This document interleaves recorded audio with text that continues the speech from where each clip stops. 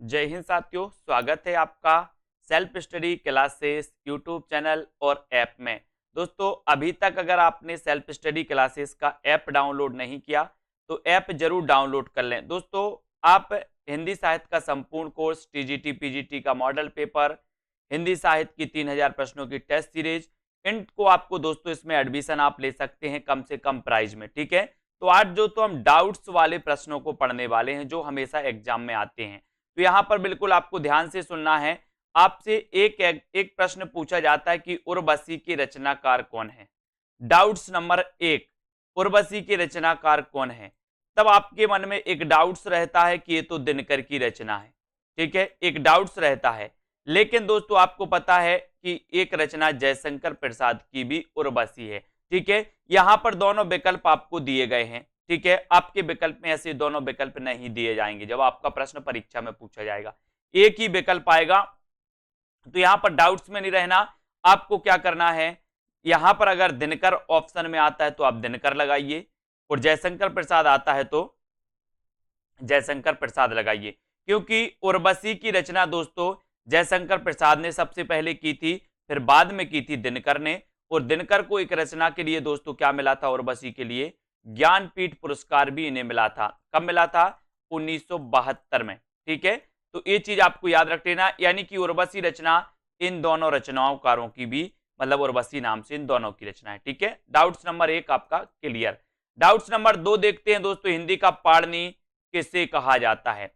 हिंदी का पाणिनि किसे कहा जाता है। अब दोस्तों यहां पर क्या डाउट्स रहता है आपका, सबसे पहले आपसे पूछा जाता है हिंदी का पाणिनि, और आप आंखें बंद करके लगाते कामता प्रसाद गुरु।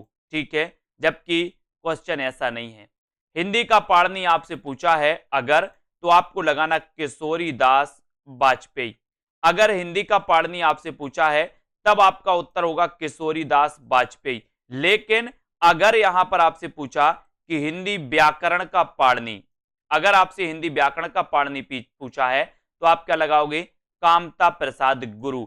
तो दो क्वेश्चन यहां से आपके डाउट्स वाले क्लियर हो जाते हैं। क्या क्या हो जाते हैं, आपसे नॉर्मल क्वेश्चन आएगा कि हिंदी का पाणिनि किसे कहा जाता, तो आप क्या लगाओगे, किशोरी दास वाजपेयी। अगर आपसे पूछा जाए हिंदी व्याकरण का पाणिनि किसे कहा जाता, तो आप लगाओगे कामता प्रसाद गुरु, है ना। फिर आपसे अगर पूछा जाएगा दोस्तों कि प्राकृत का पाणिनि किसे कहा जाता, तो आपका उत्तर हो जाएगा हेमचंद्र, आपको पता होगा। ठीक है, तो इस प्रकार से क्वेश्चन आते हैं। तो डाउट्स नंबर 2 आपका यहां पर क्लियर होता है। बात कर लेते डाउट्स नंबर 3 की।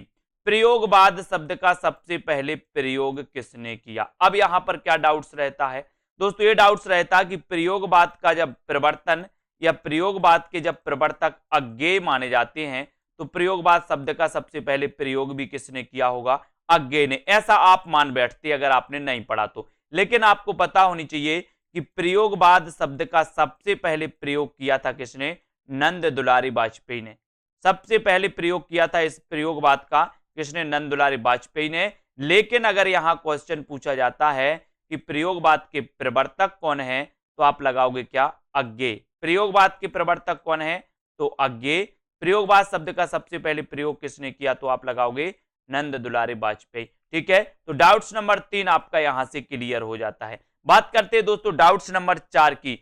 एक राष्ट्रीय आत्मा नाम से किसे जाना जाता है। अब ऐसा अगर क्वेश्चन आपसे पूछा जाए तो आप कंफ्यूज हो जाते हो और आप आंखें बंद करके लगा देते माखनलाल चतुर्वेदी। लेकिन क्वेश्चन ऐसा नहीं है ना। क्वेश्चन क्या बोला, एक राष्ट्रीय आत्मा।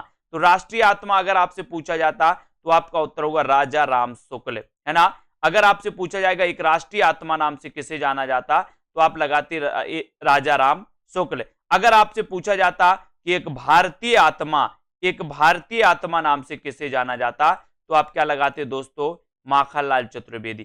तो जो दो प्रश्न डाउट्स वाले आते हैं, आपसे पूछा जाएगा एक भारतीय आत्मा किसे जाना जाता, तो आप माखनलाल चतुर्वेदी लगाना। और एक राष्ट्रीय आत्मा नाम से किसे जाना जाता, तो आप क्या लगाओगे, राजा राम शुक्ल। तो डाउट्स नंबर 4 आपका बिल्कुल क्लियर। ठीक है, डाउट्स नंबर 5 है ना, अपभ्रंश का भवभूति किससे कहा जाता है। अपभ्रंश का भवभूति किसे कहा जाता है, तो यहां पर दोस्तों दो चीजें बनती हैं। एक तो पूछा जाता है अपभ्रंश का वाल्मीकि, है ना, एक अपभ्रंश का वाल्मीकि पूछा जाता है।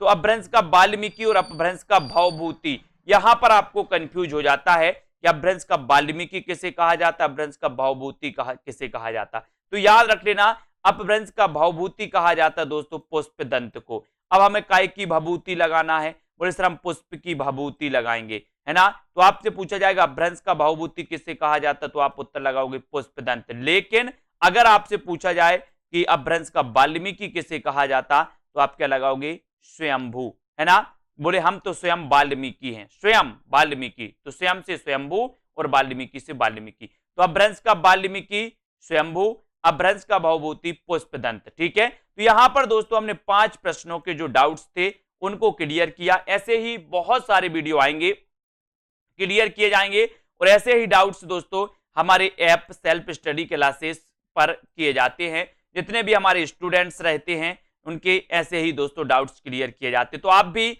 सेल्फ स्टडी क्लासेस का ऐप जरूर डाउनलोड करें, है ना, और वहां पर अपने डाउट्स क्लियर करें। वहां पर आप कोर्स भी परचेस कर सकते हो, हिंदी साहित्य संपूर्ण कोर्स, हिंदी साहित्य का दोस्तों ट्रिकी वीडियो जिसमें विस्तृत अध्ययन, है ना, रहेगा, जिसमें टॉपिक वाइज टेस्ट भी रहेंगे। हिंदी साहित्य की 3000 प्रश्नों की टेस्ट सीरीज आप परचेस कर सकते हो। हिंदी साहित्य का दोस्तों टीजीटी पीजीटी का मॉडल पेपर लॉन्च हो गया, वो भी आप कर सकते हो।